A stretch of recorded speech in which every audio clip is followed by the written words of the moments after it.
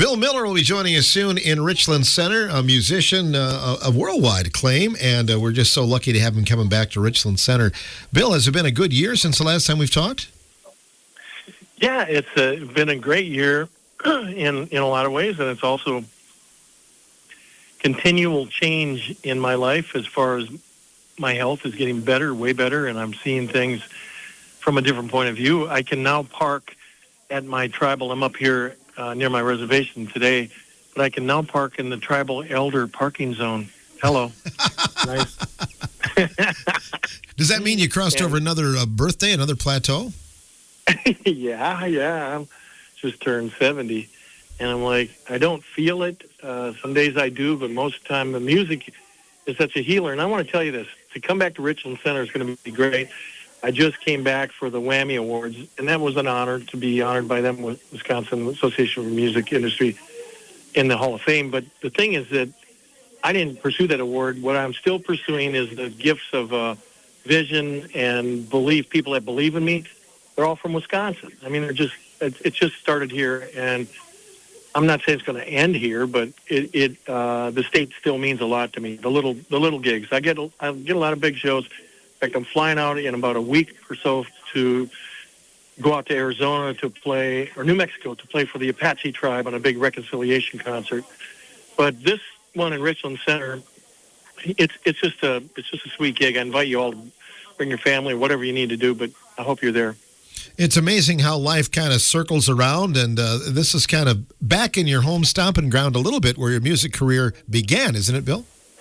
Correct. That area is where Roddy Dahl was opening up for me. He was in a band called Morning Star with me, and I was in a band called, I thought it was cool, I was 18, Skyscraper. We were the cover band, and I thought, what a cool name, we'll be big time now, Skyscraper. Not. But we were just, I was with John Drake and Dean Olson, and we were with, the Gays Mills, Soldiers Grove guys, and I love the people there, the farming communities, the Norwegian families that took me. To me, it was about music, but it was about life. It was the foundation of who I am today.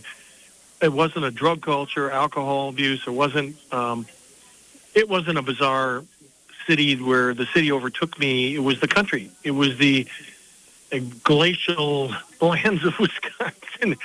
It's the fishing and the apple trees and the orchards near Gays Mills. And I don't know. I got good memories. They never left me. When you were playing with Skyscraper, what instrument did you play? I presume you weren't playing the flute in the band at that time, or were you? No. I didn't play the flute until later in my life. I ended up meeting a guy who taught me how to play the flutes, and he gifted me, and I learned from 4 elders near Ashland, Wisconsin, Bad River, where I was, and they taught me how to play the flute. This was in 1975. But when I was playing with the band, I played a Les Paul that I bought at Dahlberg's Music in La Crosse, which is no longer existent, and bought it for $600, and I ended up selling it in 1978 to Roger Fisher from Heart. He came through La Crosse, and I needed to pay my rent, so I sold that guitar. I wish I would have never sold that Les Paul. But no, I played through a Marshall amp. I was playing rock and roll cover tunes with Skyscraper and Morning Star, and we had fun. Were there some songs that you look back there? I know you're a cover band. Were there some songs that were influential for your later years? Not really, because the stuff we covered was the drinking songs. Oh, yeah. Not the only one that was we did, which we didn't do. I did it on my own. I did some Hendrix stuff later on acoustically, and I didn't play with the band. It was all on the Watchtower. Dylan was creeping in. Neil Young was creeping in. But unfortunately, at that time, we played these deer hunting bars, and they wanted to hear Freebird or Kiss or whatever. And it was like, okay, I'm sick of Freebird now, but we were doing cover bands. It's just, you got to go with whatever cheese sandwich these people want. That's how we got paid. But my influence was on my days off, and I would listen to Neil Young. And then one of the biggest artists, I don't do style like him, but that sort of stopped me in my tracks. I had a friend who owned independent record store with foreign music, and he said, you got to listen to these other acts from England. And he said, listen to this guy, his name is Nick Drake. I go, what is this stuff? It was borderline depressing, borderline lifting me into another world. But Nick Drake I loved listening to one solo guy with a cello playing these deep, deep songs. And so, yeah, then I got into Genesis, and then I get into Straubs, and then I get into Yes, and then I got into Rush, and then I'm still going rock and roll in some way, but it was, if the rock had a story, I would go for it. You know what I mean? Mm-hmm. I'm a story-based songwriter. You made a big move to Nashville along those years as well. That was a pretty big jump, wasn't it? It was a major jump. It's like a unbelievable culture slam. Went down there because I was on the road with the Nitty Gritty Dirt Band at the time, and then I met John Prine in Wisconsin. We did a concert together. He says, you should come to Nashville. And then Michael Martin Murphey was touring down there, and he had a house, and he said, Bill, come down and check it out. I think you should live here. And that's what got me going down there. I moved. And I love Nashville, still do. But it's not my home state. It's just a side state. No, don't tell them that. But Well, there's so many artists, though, I think, that feed off of one another when you write music. Oh, it is. It's a community. Yeah. Big-time community of artists. But in the same sense, what I realize with the Whammies and as I come back home, there's a lot of musicians here that are very gifted in Milwaukee and Green Bay and La Crosse and throughout the state. I want to push, though, for more original artists. I really want them to sing their songs because anybody can do cover. Not anybody, but you know what I mean. There's a lot of cover bands, enough in Wisconsin to go, till the Ice Age again.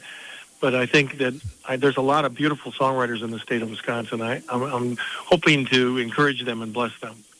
Well, you won the Whammy Hall of Fame honors. How does that compare? Because I know you've got Grammys and whatnot. How does that compare to some of that you won over the years? It's an honor in a different way. It's to be honored by your own state in a state that didn't understand me for being from a Native American point of view on some of my music. It wasn't negative towards them, but a lot of people were kind of afraid of it. But to be accepted was a deep award. I'm happy with it. It's like getting your grandma to make your own apple pie and said, "You have the whole apple pie." It's my hometown pie. Yeah, I feel good about it. Yeah, that's awesome. And you've been busy. Have you been putting out some new music, writing some new stuff along the way? Well, I'm starting to. It's been busy touring. I've got grandkids. I've still got a life. I just got married last October at Johnny Cash's mansion and his cabin, the Cash Cabin. John Carter Cash was my best man. And so, yeah, there's a new life in me now. But I'm also just reconnecting.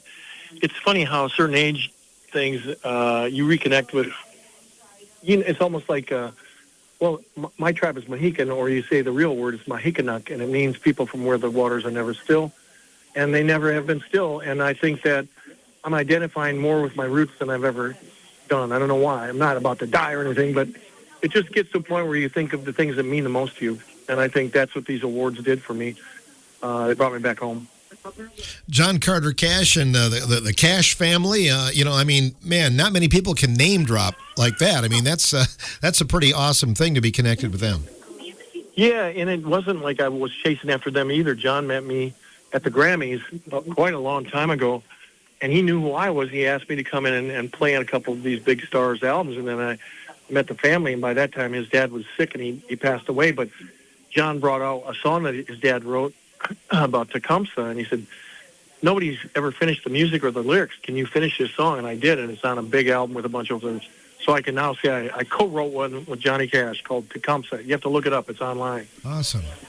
I know Tori Amos, was that kind of one of your big breaks too?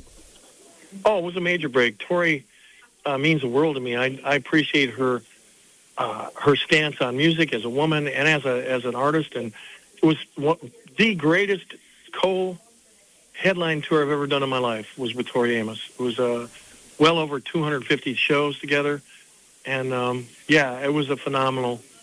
Yeah, to be around a master like her, she's phenomenal, and it did rub off. You get to the point where you with somebody. It's like being with a master carpenter or master painter or incredible mechanic or a race car driver. There ain't no way you're going to walk away from that and be untouched. It was beautiful. Her music is intense. Love it. And being on the soundtrack for Disney's Pocahontas, too. Lots of kids have grown up listening to that over the years, Bill. Yeah, that was a trip plus a half. It was weird. It was good. They called me like 10 o'clock at night. We need a real Native American to play real flute on this album to give it some validity. are you Bill Miller? Yes. So I go in next day, and the orchestra's there, and they're singing it, and what's her name? I might say her name, the big artist who sang Pocahontas. Anyways, I'm there. I'm like, okay, what key is this in? And I had the flute. Luckily, I had the right key. Did it in 2 takes. But I didn't know what I was a part of, to be honest with you. Like, what is this going on? Pocahontas? It still wasn't out yet when I did it. And then the first time I ever heard it, I was in a truck stop in Madison in a men's room, which men's rooms are very strange places in truck stops. Now they're getting better. Anyways, I'm in a men's room, and there's this truck driver next to me, and he goes, and the song Colors of the Wind comes on. Da, da, da, da, and my head went weird. I'm standing there, I go, that's me. He goes, what? What are you talking about, dude? Forget it. Don't worry about it. And I heard myself playing flute in a men's room in a urinal. He wouldn't have believed it anyway. No, he wouldn't. He was look like I don't know. He looked like Paul Bunyan, 6'5", and he'd stand next to me like, don't worry, sir. Don't worry. I didn't want to say anything about it. That's me playing the flute. No. Stop. Oh, that's him. So are you staying busy this year then, Bill? A lot of gigs? Yeah, there are. They're coming in, and it's just back and forth because I'm trying now to produce a new tour based on the Ghost Dance album that I did in 1999. My management wants to do a big thing with dancers and artistic production where it'd be not just a concert, it'd be a production like a Broadway thing, or I don't know how to describe it, but it's going to be how should I say, 2 hours of healing, of music that is there for healing rather than pop hits or anything. It's not cover tunes. It's just me with my guys. So that's going to take some time to get it worked out and investments. And that's my next big project working on. And I'm writing new songs, and I'm painting. I'm a painter also, and I'm drawing and painting and enjoying my life, trying to do the best I can. Well, I have to wonder because you said you were recently married. You've hit this plateau, and are you enjoying life as much now as ever? I think so. I'm in my town I graduated, Shawano, and I'm drinking a bottle of Diet Sundrop, which was made by the Twigs beverage. Now, Dan Hartwig owns and runs it. He's my cousin. I'm drinking my cousin's beverages. I'm with my brother, Clint, and I'm in the Shawano Cafe. You can't get more hometown than that. I'm back. Awesome. And you'll be in Richland Center. You like those intimate settings for your music, I'm sure, don't you? Oh, they're the best. They're better than the big arenas or the big whatever auditoriums where I can't even see the people. It's a beautiful place, historical place, and looking forward to it. Really am. Sounds good, Bill. Thanks for joining us, and we'll see you when you get to Richland Center. All right, brother. Appreciate you. You bet. Bill Miller, don't miss him, coming up here this week in Richland Center.